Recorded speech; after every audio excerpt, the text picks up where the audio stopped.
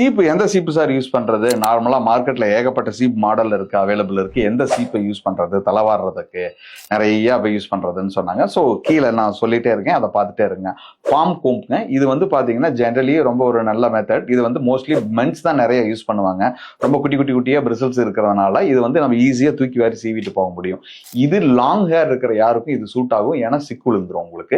Detailing கோம்புங்க. இது வந்து பாத்தீங்க அப்படின்னா இப்ப இன்னைக்கு அந்த நீம் வுட், இது வந்து ஸ்டாட்டிக் எலக்ட்ரிசிட்டி கம் பண்றதுக்காக வுட்லயே நிறைய வந்துருச்சு, பிளாஸ்டிக்லயும் அவைலபிள் இருக்கு. இது வந்து சிக்கு எடுக்கிறதுக்கு அருமையான ஒரு சீப்புங்க. இதை நீங்க நீட்டா யூஸ் பண்ணிக்க முடியும். இது வந்து பிரஷ் கோம்புங்க. இந்த பிரஷ் கோம்பு என்னை பொறுத்த வரைக்கும் முடிஞ்ச அளவுக்கு அவாய்ட் பண்ணுங்க. ஏன்னா இது வந்து நிறைய கம்பெனிஸ் வந்து குவாலிட்டி இல்லாம மேக் பண்றாங்க.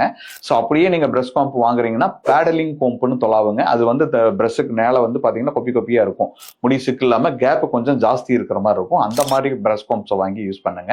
கடைசியா வந்து பாத்தீங்கன்னா ஸ்டைலிஷ் பிரஷ்ங்க. இந்த ஸ்டைலிஷ் பிரஷை வந்து ஒன்லி ஸ்டைல் டைம்ல மட்டும் யூஸ் பண்ணுங்க. தயவு செய்து ரெகுலர் டைம்ல இதை யூஸ் பண்ணாதீங்க. இது முடியில் இருக்கிற கியூட்டிகல்ஸை டேமேஜ் பண்ணிவிடும். தயவு செய்து இதை அவாய்ட் பண்ணுங்க. உங்களுக்கு தேவையான எந்த காம்ப் உங்களுக்கு செட் ஆகுதோ, எந்த சீப் உங்களுக்கு செட் ஆகுதோ அதை பார்த்து அறிஞ்சு தெரிஞ்சு யூஸ் பண்ணுங்க. All the very best.